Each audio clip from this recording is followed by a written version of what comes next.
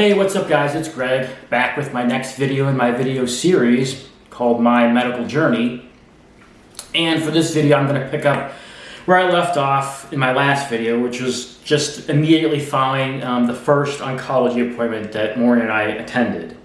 And just as a recap, we found out that it was stage 4, and the oncologist had scheduled a full body PET scan, CT scan, and biopsy of my lymph node. So it's now, I guess, probably early the following week, probably Monday or Tuesday. And this was the day that I had my tests. I underwent the PET scan first. And it's very similar to the type of thing that you go into for an MRI. So it's basically this long tube that your body fits into completely. And this was going to be a full body PET scan, so it was looking at everything, trying to determine all the places that the cancer is. Because again, we didn't know if it was just in one little area, if it was all over the place. We knew it was stage 4, but not the number of tumors and the size. And then the CT scan also, it basically provides a different look, and more detail that the PET scan doesn't provide. So we had that done. And then the biopsy, which if you are a cancer patient in today's world, you probably realize that this is probably the most important test that can be done. Because what the biopsy shows is going to directly impact the treatment options. They use an ultrasound to locate the lymph node, and then the ultrasound helps them guide the needle to biopsy the lymph node. So as the doctor is getting me ready and she's using the ultrasound on my chest and neck and trying to find a good place to, I guess, enter the lymph node, she noticed that there were other tumors, up here, and lymph nodes up here. This was, before we got the results from the PET or the CT, but just using the ultrasound, she could see what was going on up here. And she remarked to me, she's like, you have a lot of stuff going on under the hood. And I was like, yeah, I'm not surprised. It's stage 4 lung cancer, and she was, shocked at it. She had never biopsied somebody, that's 28 years old that has stage 4 lung cancer.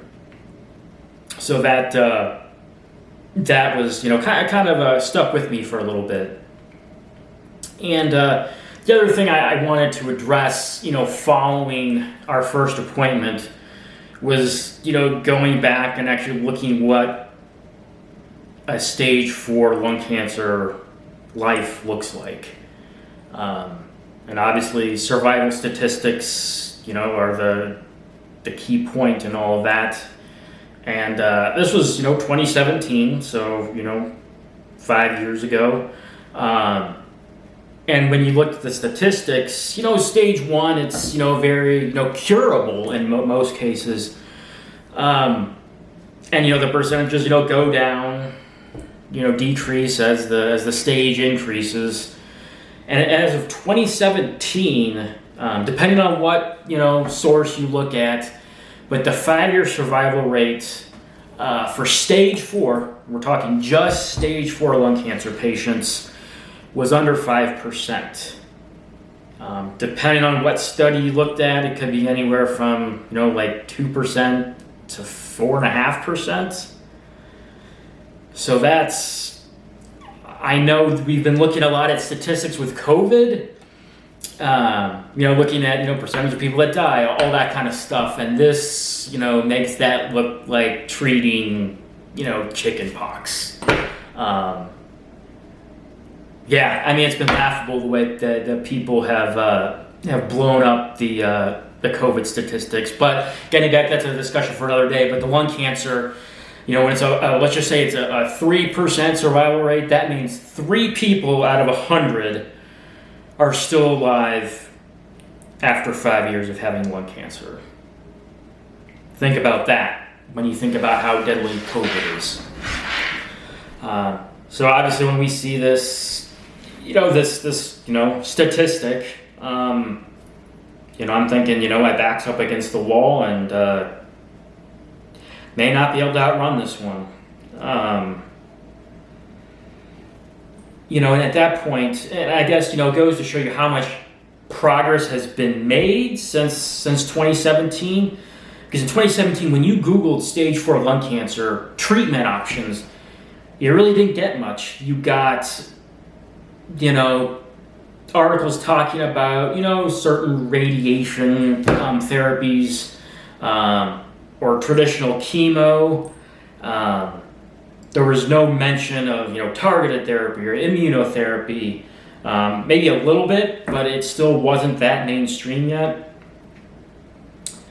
In fact, for a lot of stage 4 things that I found, the first thing they listed as far as treatment was palliative care, which basically means they're just going to make you comfortable until you die.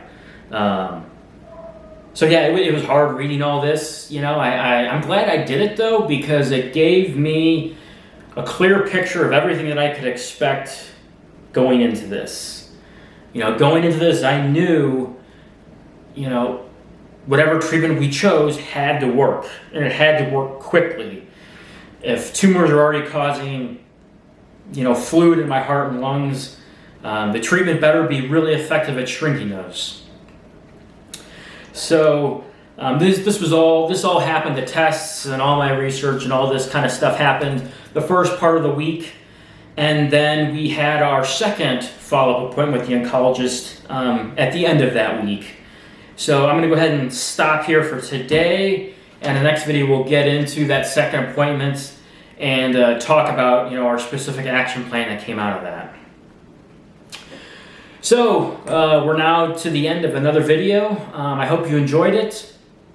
If you have any questions, comments, anything you want me to expand upon, please leave it in the comment section below, and I will see you in the next video.